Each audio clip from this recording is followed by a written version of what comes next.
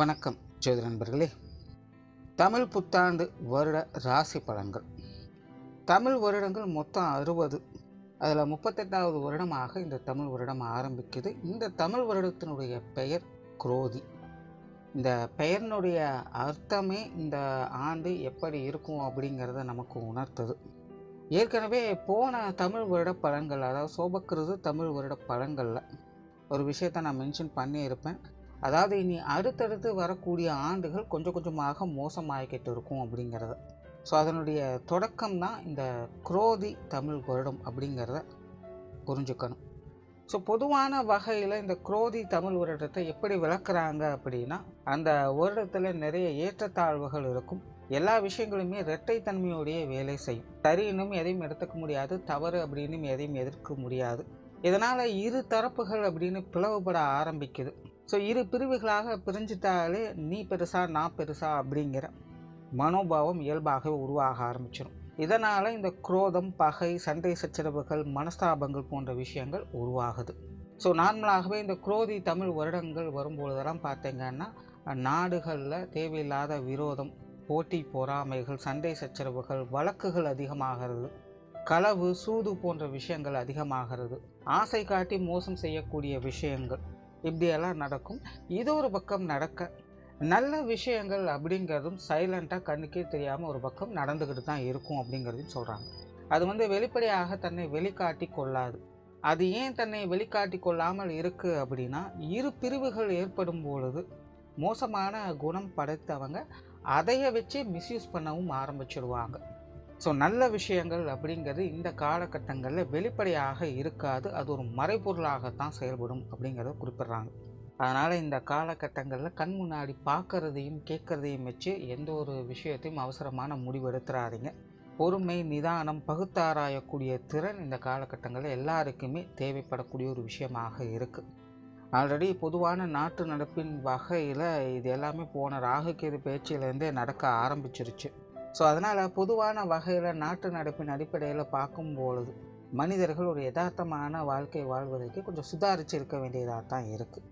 சரி, இந்த குரோதி வருடத்தில் இந்த கிரகங்களுடைய அமைப்புகள் அப்படின்னு பார்க்கும்பொழுது மாத கிரகங்களுடைய பயிற்சிகள் அப்படிங்கிறது வழக்கம் போல் இருக்கும். அதில் பெருசாக மாற்றங்கள் எதுவும் இருக்காது. பட் வருட கிரகங்கள் அப்படின்னு பார்க்கும்பொழுது குரு பயிற்சி மட்டும்தான் இருக்குது. 2024 மே மாதம் மேசராசியிலிருந்து ரிஷபராசிக்கு குரு பயிற்சி ஆகும். ஸோ வருட கிரகங்களுடைய பயிற்சி அப்படின்னு பார்க்கும்பொழுது குரு பயிற்சி மட்டும்தான் இருக்குது. ஆனால் ஜூன் மாதத்தில் தொடர்ந்து ஒரு 5 மாதங்களுக்கு சனி வக்ர நிலையில் செயல்படும். அதாவது சனி கும்ப ராசிக்குள்ளேயே வக்ர நிலையை அடையுது. அது போக இந்த ராகு கேதுக்களுடைய சஞ்சாரம் இந்த வருடம் முழுவதுமே மீனத்திலையும் கன்னியிலையும் இருக்கும். ஸோ இந்த அமைப்புகள் தான் ஒவ்வொரு ராசிகளுக்கும் ஒவ்வொரு விதமான மாற்றங்களை ஏற்படுத்தும். அது என்ன அப்படிங்கிறத நீ மேற்கொண்டு பார்க்கலாம். மகரம். மகர ராசிக்கு இந்த குரோதி தமிழ் வருடம் ஒரு சாதகமான வருடமாக அமையும். அதாவது மகர ராசிக்கு 7 சனி அப்படிங்கிறது நடந்துகிட்ருக்கு. அதில் இப்போ பாதச்சனி அப்படிங்கிறது போய்கிட்டு இருக்குது. ஸோ கடந்த 5 வருடங்களை கம்பேர் பண்ணும்பொழுது இந்த வருடம் மகர ராசிக்கு கொஞ்சம் கூடுதல் சிறப்பாகவே இருக்கும். காரணம், இந்த வருடம் ஒரு பக்கம் ஜென்மச்சனி அப்படிங்கிறது முழுவதுமாக விலக ஆரம்பிக்குது. ஸோ ஜென்மச்சனி விலகிருச்சு அப்படின்னாலே கிட்டத்தட்ட ஒரு பாதி ரிலீஃப் அப்படிங்கிறது கிடைக்கும். அண்ட் இன்னொரு பக்கம் பார்த்தீங்கன்னா குருவினுடைய பார்வை உங்களுடைய ராசிக்கு முழுமையாக இருக்குது. அது மட்டும் இல்லாமல் ராகு கேதுக்களும் உங்களுக்கு சாதகமான இடங்கள்லேருந்து தான் செயல்படுறாங்க. ஸோ வருட கிரகங்களுடைய அமைப்பு மகர ராசிக்கு கொஞ்சம் ஃபேவராக இருக்குது. ஸோ அதனால் கண்டிப்பாக இந்த குரோதி தமிழ் வருடத்தில் மகர ராசிக்காரங்களுடைய லைஃப்பில் நிறைய சேஞ்சஸ் அப்படிங்கிறது இருக்கும். இது வரைக்கும் கிணத்துல போட்ட கல் மாதிரி உங்களுடைய வாழ்க்கை ஒரே மாதிரி போய்கிட்டே இருக்கும். பெருசாக எந்த ஒரு டெவலப்மெண்ட்டுமே இருக்காது. இருக்கிற அதே பிரச்சனைகளை திரும்ப திரும்ப அசை போட்டுக்கிட்டே இருப்பீங்க. இது எப்படா பிரச்சனை முடியும் அப்படின்னு யோசிச்சுட்டே இருப்பீங்க. இந்த பிரச்சனை ஓயாது, இதுக்கு தீர்வே கிடைக்காது அப்படின்னு முடிவுக்கெல்லாம் கூட வந்திருப்பீங்க. ஸோ இந்த மாதிரி மன அழுத்தம் தரக்கூடிய பிரச்சனைகள்லேருந்து இந்த வருடம் முழுவதுமாக விலக ஆரம்பிப்பீங்க. உங்களுடைய பிரச்சனைகளுக்கெல்லாம் சொல்யூஷன் கிடைச்சிடும். நீங்கள் அப்படியே பெருசாக டெவலப் ஆகி போயிடுவீங்க அப்படிங்கிறதெல்லாம் கிடையாது. மனிதனுடைய வாழ்க்கையை, முக்காவாசி வாழ்க்கையை தீர்மானிக்கிறது நம்மளுடைய மனம்தான். ஸோ மனசு சரியாக இல்லை அப்படிங்கும்பொழுது வாழ்க்கையில் என்ன இருந்தாலும் சரி இல்லைனாலும் சரி அது பெருசாக நம்ம கண்ணுக்கு தெரியாது. பட் மனசு நல்லபடியாக இருந்துச்சு அப்படின்னா ஒரு சாதாரண விஷயத்தை கூட அற்புதமாக எடுத்துக்கொண்டு வாழ முடியும். ஸோ இது எல்லாத்துக்கும் காரணமே நம்மளுடைய மைண்ட் செட்டு தான். ஸோ கடந்த கால வாழ்க்கை அப்படிங்கிறது மகர ராசிக்கு மன ரீதியான தாக்கத்தை அதிகம் ஏற்படுத்தி வந்தது. வாழ்க்கையில் என்ன மாதிரி பிரச்சனைகள் சங்கடங்கள் ஏற்பட்டாலும் மனசு தைரியமாக இருந்தது அப்படின்னா அது எல்லாத்தையும் தாக்கு பிடிச்சி கொண்டு வரலாம். பட் மனசு தைரியம் இல்லாதவங்க ஒன்றும் பண்ண முடியாது. ஏன்னா குழப்பிக்கிட்டே இருக்கும். இப்போ தைரியம் இல்லை அப்படிங்கிறது தவறாக சொல்ல வரல. அந்த தைரியம் இல்லாத நிலை என்னென்னா அந்த குழப்ப நிலை தான். இப்போ அப்படிப்பட்ட உங்களுடைய மன சங்கடங்கள் தீரக்கூடிய ஒரு காலகட்டமாக இந்த குரோதி தமிழ் வருடமானது அமையும். ஸோ மகர ராசிக்காரங்க ரொம்பவுமே உற்சாகத்தோடும் கலகலப்போடும் காணப்படுவீங்க. உங்களாலேயே அதை தனியாக ஃபீல் பண்ண முடியும். உங்களுடைய கடந்த கால பிரச்சனைகள் முடிவுக்கு வந்துதா இல்லையா அப்படிங்கிறத பற்றியெல்லாம் இப்போ நீங்கள் யோசிக்க மாட்டீங்க. பட் இதுக்கு மேலே நம்ம என்ன செய்யணும், நம்ம எப்படி இருக்கணும் அப்படிங்கிற தீர்மானம் செயல்பட்டு உங்களுடைய வாழ்க்கையில் மாற்றத்தை பார்த்து வருவீங்க. இதுக்கு முன்னாடி கூட நீங்கள் யோசிச்சிருக்கலாம், இனிமேல் நம்ம இப்படி தான் இருக்கணும் அப்படிங்கிற மாதிரியெல்லாம். பட் அதை செயல்படுத்த கொண்டு வர முடியாது. பட் இந்த வருடம் பார்த்திங்கன்னா உங்களுடைய தீர்மானங்கள் செயல் வடிவுக்கு மாறும். அதன் வகையில் உங்களுடைய வாழ்க்கையும் வேறொரு திசையில் மாற்றப்படும். ஸோ சுருக்கமாக சொல்லணும்னா இந்த வருடம் உங்களுடைய மனதில் தெளிவு பிறக்கும். அதுவே உங்களுக்கு ஒரு பாதி ரிலீஃபாக அமையும். ஆன்மீக ரீதியான விஷயங்கள், அறிவியல் சம்பந்தப்பட்ட விஷயங்கள்லாம் அதிக ஈடுபாடுகளை காட்டி வருவீங்க. ஒரு தொலைநோக்கு சிந்தனையோடு உங்களுடைய செயல்பாடுகள் அமையும். பல புரியாத நுட்பங்களையும் உணர்வுபூர்வமாக உணர்ந்து கொள்ள ஆரம்பிப்பீங்க. வாழ்க்கையை பற்றின பல புரிதல்கள் உங்களுக்கு தானாகவே ஏற்படும். இதை பற்றி ஏற்கனவே பார்த்திங்கன்னா மகர ராசிக்கு தனியாகவே ஒரு வீடியோ போட்டிருக்கேன், ஆத்ம பலம் பெறும் மகர ராசி அப்படின்னு. பார்க்காதவங்க டைம் கிடைச்சா மறக்காமல் செக் பண்ணி பாருங்கள்.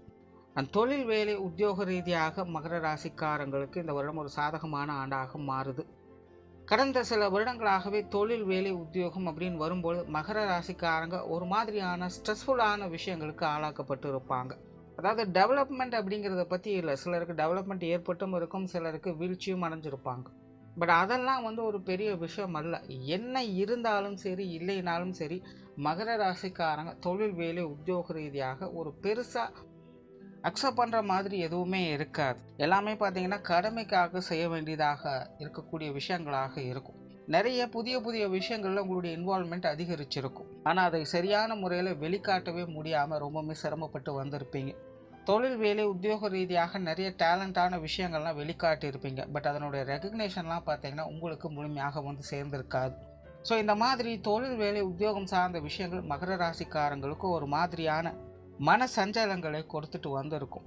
ஆனால் இந்த குரோதி தமிழ் வருடம் உங்களுடைய தொழில் வேலை உத்தியோகத்தில் நல்ல மாற்றங்களையும் முன்னேற்றங்களையும் கொடுத்து வரும். கடந்த கால உங்களுடைய உழைப்புகளுக்கு ஊதியம் கொடுக்கக்கூடிய வகையில் நிறைய நல்ல மாற்றங்கள் அப்படிங்கிறது ஏற்படும். நிறைய பேருக்கு வேலை மாற்றங்கள், இடமாற்றங்கள் போன்ற விஷயங்களும் ஏற்படும். அது சார்ந்த விஷயங்கள் உங்களுக்கு சாதகமாகவும் அமையும். குறிப்பாக கரியர் பேஸ்டான விஷயங்களில் இனி வரக்கூடிய காலங்களில் ஒரு திருப்திகரமான விஷயங்களை எதிர்பார்க்கலாம். பொருளாதார ரீதியான விஷயங்கள் சமாளிக்கக்கூடிய வகையிலேயே இருக்கும். கொடுக்கல் வாங்கல் விஷயங்கள்லேருந்து வந்த சங்கடங்கள், பிரச்சனைகள் எல்லாமே இனி சரியாகும். நிறைய மகர ராசிக்காரங்களுக்கு சேமிப்புகள் அப்படிங்கிறது கடந்த சில வருடங்களாகவே ஒரு கேள்விக்குறியாக இருக்கும். எவ்வளவுதான் காசு வந்தாலும் அது தங்கவே தங்காது. இதற்கெல்லாம் பார்த்தீங்கன்னா கடன் சுமைகள் ஏற்பட்டு இருக்கும். ஸோ இந்த மாதிரி பொருளாதார ரீதியான சிக்கல்கள் அப்படிங்கிறதும் இந்த வருடம் முழுவதுமாக விலக ஆரம்பிக்குது. பொருளாதாரத்தில் முன்னேற்றங்கள் அப்படிங்கிறது உண்டாகும். கொடுக்கல் வாங்கல் விஷயங்கள் வந்த பிரச்சனைகள் எல்லாம் சரி செய்து வருவீங்க. சொத்துக்கள் மற்றும் வாகன ரீதியான விஷயங்கள் சுமூகமாக இருக்கும். ஏற்கனவே மகர ராசிக்காரங்களுக்கு சொத்து சுகங்கள் சம்பந்தப்பட்ட விஷயங்கள் கடந்த காலத்தில் கொஞ்சம் சப்போர்ட்ஃபுல்லாக தான் இருந்துச்சு.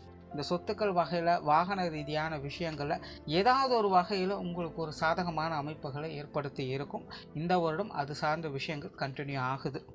குடும்ப விஷயங்கள், காரியங்கள் இந்த வருடம் ஒரு சமாளிக்கக்கூடிய நிலையிலேயே இருக்குது. குடும்ப பிரச்சனைகள் அப்படிங்கிறது ஒரு பக்கம் இருந்துக்கிட்டு தான் இருக்கும். பட் இருந்தாலும் என்ன செய்யணும் அப்படிங்கிற தெளிவு உங்களுக்கு இருக்கும். விஷயங்கள், காரியங்களை எப்படி கொண்டுட்டு போகணும் அப்படிங்கிறதுல ஸ்திரமாக இருப்பீங்க. ஸோ அப்படி பார்க்கும்பொழுது இந்த வருடம் குடும்ப பிரச்சனைகள் அப்படிங்கிறது கட்டுக்குள்ளே இருக்கும். குடும்ப உறுப்பினர்கள் வகையிலும் கூட நிறைய நல்ல மாற்றங்களை எதிர்பார்க்க முடியும். குறிப்பாக பெற்றோர்கள் சார்ந்த விஷயங்கள், உடன்பிறப்புகள் சம்பந்தப்பட்ட விஷயங்கள்லாம் இந்த வருடம் உங்களுக்கு சாதகமாகவே இருக்குது. குழந்தைகள் சம்பந்தப்பட்ட விஷயங்கள் கூட இந்த வருடம் சுமூகமாக இருக்குது. கணவன் மனைவி உறவுகளுக்குள்ள மட்டும் கொஞ்சம் கவனம் தேவை. குடும்ப ரீதியான விஷயங்களை அதிகமாக பெரிதுபடுத்திக்காதீங்க. பேச்சுவார்த்தைகளில் கவனம் எடுத்துக்கங்க. சிலருக்கு கணவன் மனைவி உறவுகளுக்குள்ள ஒரு இடைக்கால பிரிவுகள் போன்ற விஷயங்கள்லாம் ஏற்படலாம். வேலைக்காக, தொழிலுக்காக வெளி இடங்களில் இருக்கிறது, இல்லைனா கூட்டு குடும்பத்திலேருந்து தனி குடித்தனம் போகிறது, இந்த மாதிரியான விஷயங்கள் கூட ஏற்படலாம். ஸோ குடும்ப ரீதியான விஷயங்கள் அப்படின்னு வரும்பொழுது கணவன் மனைவிக்குள்ள மகர ராசிக்காரங்க கொஞ்சம் அட்ஜஸ்ட் பண்ணி போக வேண்டியதாக இருக்கும். திருமண விஷயங்கள் புத்திரபாக்கிய அமைப்புகள் ரொம்பவுமே சிறப்பாக இருக்குது. குறிப்பாக மகர ராசி பெண்களுக்கு இந்த விஷயங்கள் ரொம்பவுமே சிறப்பாக அமையுது. குழந்தைகள் வகையில் நிறைய முன்னேற்றம் தரக்கூடிய விஷயங்களையும் எதிர்பார்க்கலாம். குழந்தைகளுக்கான சுப விசேஷங்கள் சுப காரியங்கள் போன்ற விஷயங்களை பார்த்து வருவீங்க. உற்றார் உறவினர்கள் நண்பர்கள் வகையில் இந்த வருடம் ஒரு சாதகமான வருடமாக இருக்குது. கடந்த சில வருடங்களாக நண்பர்களாகட்டும் உறவினர்களாகட்டும் மகர ராசிக்காரங்கள்கிட்ட அவ்வளோ பெருசாக எந்த ஒரு அட்டாச்மெண்ட்டும் இருந்திருக்காது. தேவையில்லாத மனஸ்தாபங்கள் கருத்து வேற்றுமைகள் தான் அதிகரிச்சிருக்கும். கொஞ்சம் பட்டுப்படாமலும் தான் வாழ்க்கை நிலை அப்படிங்கிறது இவங்க வகையில் போய்கிட்டு இருக்கும். பட் இந்த வருடம் உற்றார் உறவினர்கள் நண்பர்கள் வகையில் பழையபடியே ஒரு சுமூகமான மாற்றங்களை எதிர்பார்க்கலாம். சந்தோஷம் கொடுக்கலைனாலும் பரவாயில்ல, சங்கடம் இல்லாமல் ஒதுங்கி போகவாவது செய்வாங்க. அந்த வகையில் நண்பர்கள் உறவினர்கள் சார்ந்த விஷயங்கள்லாம் மகர ராசிக்காரங்களுக்கு கொஞ்சம் சப்போர்ட்ஃபுல்லாக தான் இருக்குது. பொது விஷயங்கள் பொது காரியங்களில் பட்டும்படாமலும் தான் இருப்பாங்க. பொதுவாக மகர ராசிக்காரங்க வெளி விஷயங்கள் காரியங்களில் நிதானித்து செயல்பட்டு வர்றதே நல்லது. மாணவர்களுக்கு கல்வி மற்றும் வித்தை சார்ந்த விஷயங்கள் இந்த வருடம் ரொம்பவுமே சாதகமாக இருக்குது. மாணவர்கள் முன்னேற்றம் பெறக்கூடிய வருடமாக இருக்குது. மாணவர்களுடைய தேவைகள் பூர்த்தி அடையும். இடமாற்றங்கள் போன்ற விஷயங்கள்லாம் மாணவர்களுக்கு ரொம்பவுமே சாதகமாகவும் அமையும். ஸோ ஓவராலாக இந்த குரோதி தமிழ் வருடம் மகர ராசியை பொறுத்த வரைக்கும் வாழ்க்கை எப்போவுமே ஒரே மாதிரி இருக்காது அப்படின்னு சொல்லுவாங்க. அந்த மாதிரி தொடர்ந்து கஷ்டங்களையே பார்த்து வந்த உங்களுக்கு இந்த வருடம் சில நல்ல மாற்றங்களை பார்க்கக்கூடிய வருடமாக அமையுது. நன்றி, வணக்கம், வாழ்க வளமுடன்.